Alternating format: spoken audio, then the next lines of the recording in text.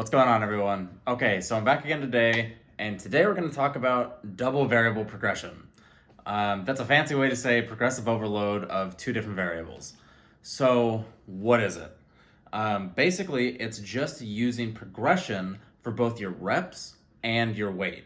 Now, who should be using this?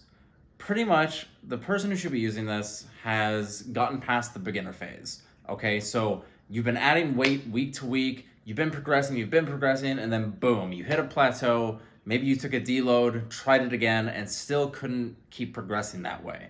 So, what I mean is, you went from adding 20 pounds to your squat for a 5x5 every week for a couple weeks, then it went to 10, then it went to 5, and suddenly you're like, man, I just can't add any more weight. What should I do? Should I keep doing a 5x5? My answer is no. Chances are you're at the point where just strictly adding weight isn't going to be a very consistent way to progress. You need to find a better way to do things. Okay, so let's get a good example of what this double variable progression looks like.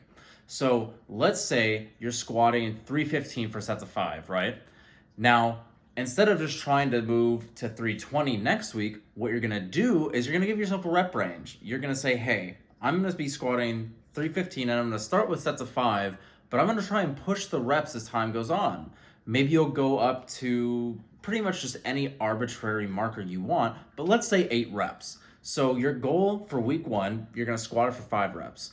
Maybe the next week, you gun for 6 reps.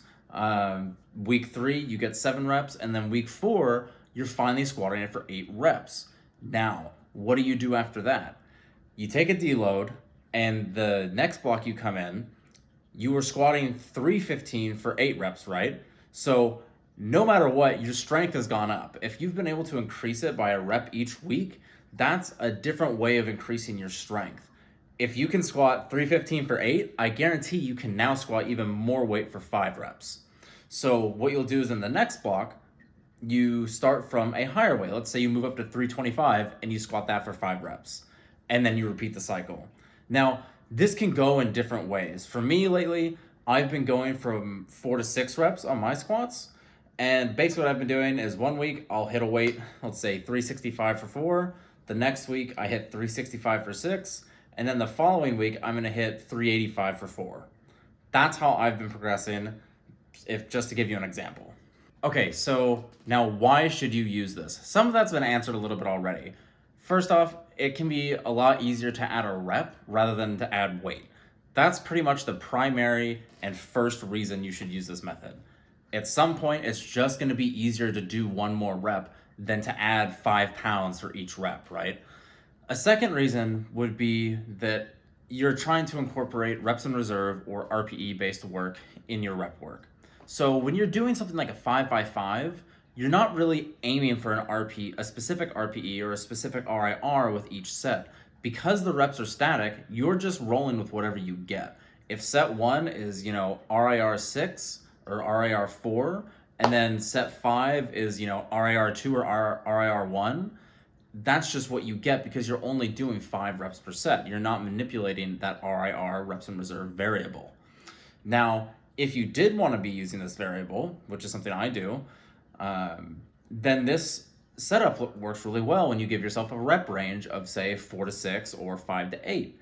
If I say, hey, I'm going to have an RIR cap of 2, meaning I'm always going to have at least 2 reps left in the tank no matter what. I'm always going to stop the set when I get to that point. That means, let's say for the first set, let's say I'm squatting 385, right? And let's say it goes really well for the first set. In the first set, I hit it for 6 reps, and I hit it at RIR 3. Then let's say I do my second set of 385, and I get to about 4 reps, 5 reps, and I'm like, man, I'm at RIR 2 right now. I don't really think I can push much more out, and I'm gonna go ahead and rack the weight. I get to my third set, I squat it again, I get to 4 reps, and I'm like, that is definitely RIR 2. I only have 2 left. Boom. That is when using a rep range is really helpful for this double progression thing. If I was just doing 5 sets of 5, I wouldn't have that option. I wouldn't be able to manage my fatigue as well. I'm going to have a much easier time managing my fatigue and managing my training stimulus if I'm giving myself a rep range to work in and not just a static amount of reps to do.